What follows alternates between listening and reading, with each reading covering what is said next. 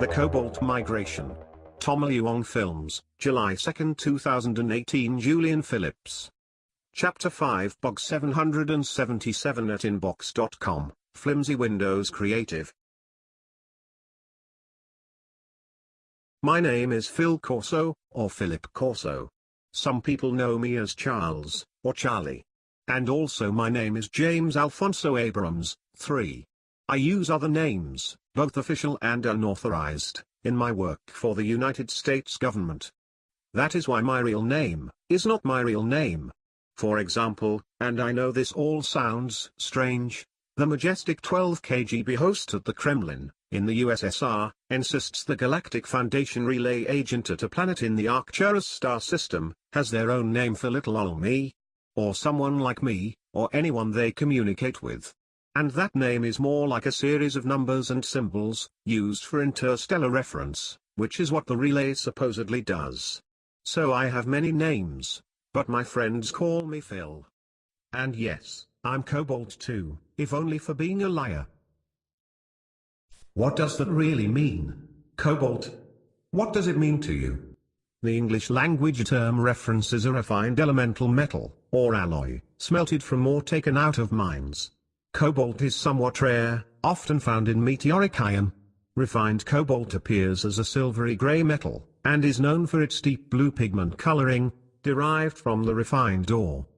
Many of the world's ancient art treasures that you may see in a museum, used cobalt coloring from the same pigment, which is a rich, deep, sometimes dark blue.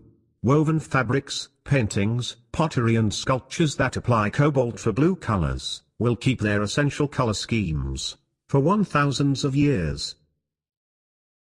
The atomic number for cobalt is 27. Northern and Central Africa are the world's most reliable source of this element, from production mines. Cobalt is probably even part of your own life, used successfully in medical procedures, such as radiology, or as an essential part of your daily multivitamin, in the B12 vitamin complex. There is little about myself that would persuade me to announce that I am so described, by such a term as cobalt. Why should I attack myself as a bad person, a villain, or an evil man? Additionally, this is not true of me. I'm a good person and I do what is right. What does it mean, then, he or she is cobalt? Seems to me more like a marketing job, a sales pitch, a near-candy talking point, for the moment when you get exactly what you want, just another word for another word for another word. Cobalt blue, deep blue. Indigo. Mother Night. Darkness. Ignorance. Fear. Ugly power, and not without pain, not without malice, not without fire, not bloodless, into the cold, cold night. Early the night, early the morning, early the light of the next day's red dawn. If they talk, they talk. Or as Barissa Corso, my great-great-great-granddaughter, a resident of planet Mars in year 2079 AD, might say, if I am called Cobalt.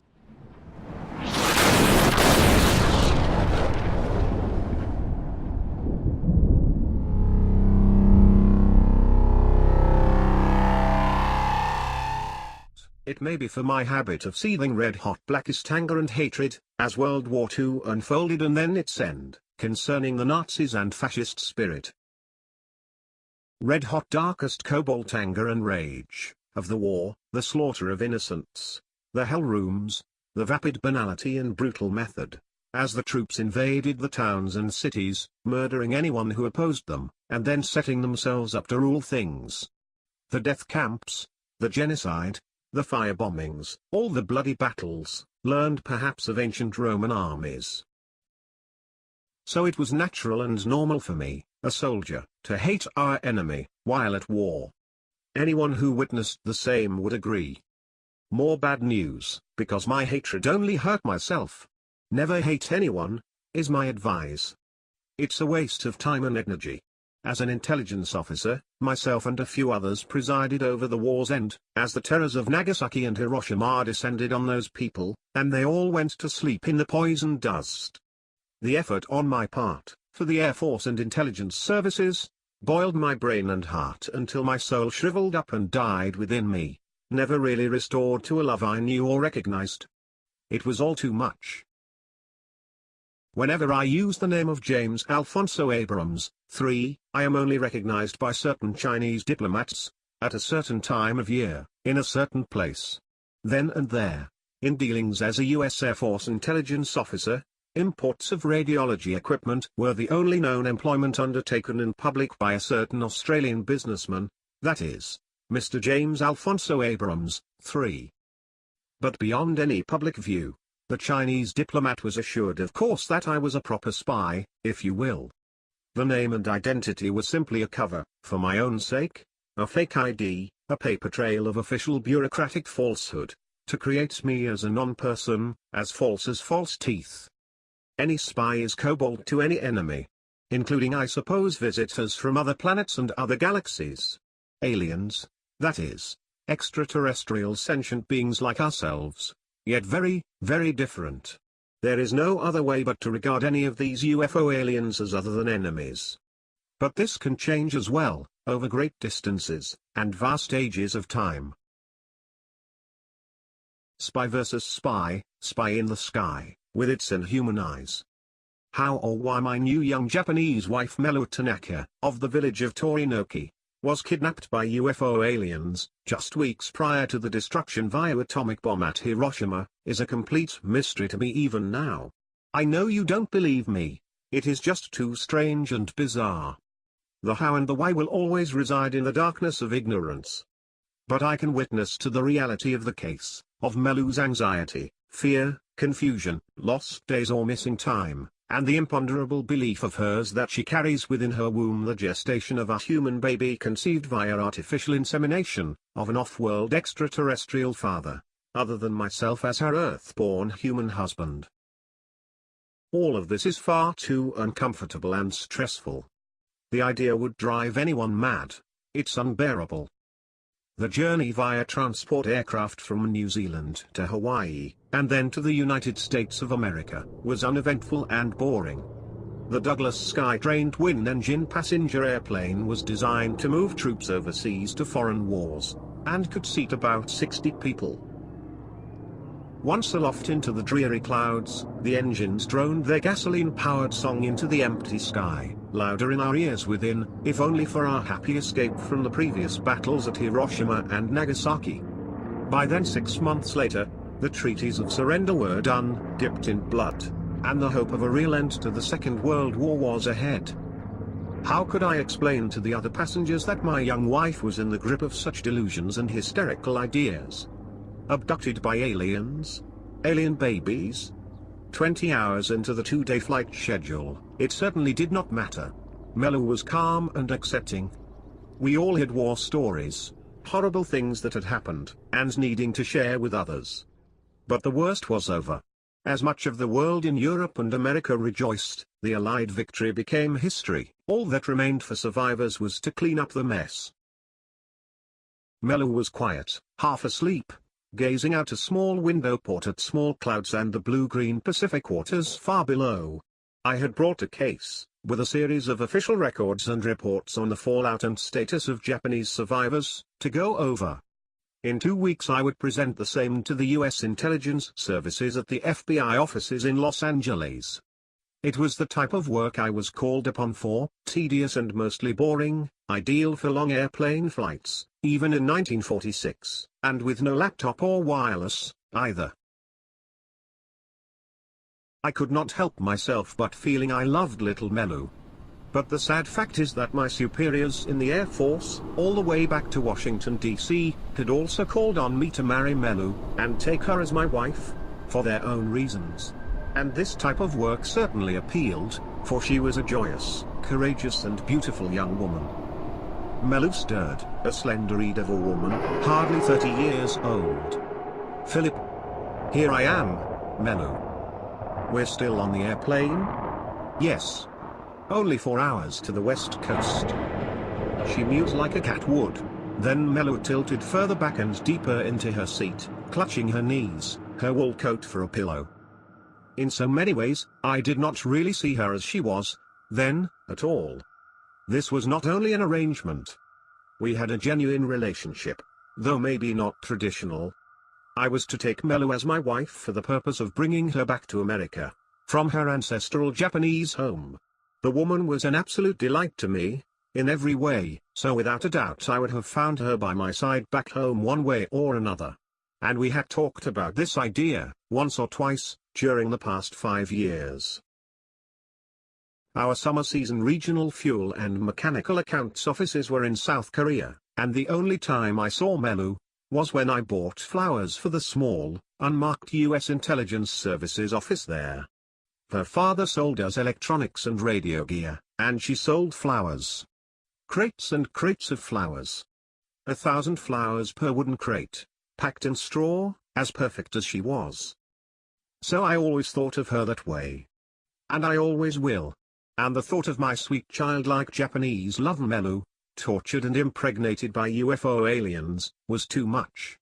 When I finally accepted that it could be true, or might be, or that possibly something equally traumatizing had happened to her, maybe even strictly human and earthly, flowers of red-hot anger bloomed again within. Even aliens from outer space could be Nazis. It was insane. The other reason was so that her claim of extraterrestrial UFO alien abduction could be further studied and examined, for the benefit of the intelligence community. Because UFOs were obviously of interest to the military, and because her case was at least curiously truthful in its details, as if something more than mere fantasy or fraud. They wouldn't bother if they didn't believe her story. But for other reasons, such as the then new techniques used to pry open lost memories, subconscious experiences, and the hidden secrets of the mind, hypnotic regression memory retrieval, for example. "Do you love me, Charles?" Melu asked me. "Will you take care of me when we arrive in the United States?" I had to stop. Before me in my arms and on my lap were bound paper lists of the names and homes of 129,673 known Japanese casualties from the bombs at Hiroshima and Nagasaki. I was also looking at projected deaths from radiation poisoning, now 7 months after the August 6th and August 9th attacks. Maybe 200 pages in binders, in all. The Douglas aircraft tilted against the wind, seeming to drift into a long, slow turn south. In the far distance, the US mainland could be seen as a horizon of low hills and lands, and beyond like haze, to the east. The giant gasoline rotary propeller engines shifted their deep vibration drone song. "Yes, Melu. Don't humiliate me. Of course I love you. Of course I will care for your needs." She stirred again, her need for sleep overcome by curiosity and growing excitement. Melu had never been to mainland America, and of course in the year 1946, the United States had now victoriously led the way to the defeat of the Nazi Axis. But it was a wonderland for her, a vast mystery to be explored, a new world. "Will they put me in prison camps, Charles? Because I am native Japanese?" "No. You are my own married wife, and I am with the US Air Force and military leadership. So you have privilege. The internment camps are now over, or ending. They are setting them free and shutting the camps down soon." "Is that why you married me?" "No, you silly Christmas elf. Is that love?"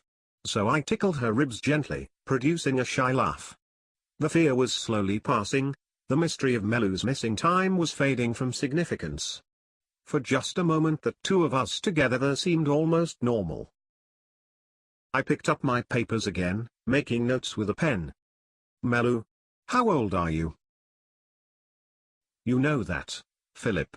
I am 27 years old. Why don't you know that?" Why did I even ask? I thought silently to myself. The atomic number for Cobalt is 27. Northern Hemisphere. The customs immigrations officer will want to know in San Francisco. We will also need her papers. 27 years old. Yes. Do we have all your papers? Melu yawned, still sleepy from the long journey. I wanted nothing more than to sleep beside her in the master bedroom at my ranch house in New Mexico, beside the fire under the evening stars at sunset. We were in love that way. If you've never experienced love at all. Newlyweds. 27, Charles. 27 years old, yes. My birth certificate and other ID papers are in the large suitcase. That is my proof. But Charles, listen. What about an abortion? Should I have an abortion? When we arrive in Los Angeles? Do you understand the question, Colonel? The transport flight leveled out is 20-mile turn south. The gas engines roared. The atomic number for cobalt is 27. Northern Aerospace.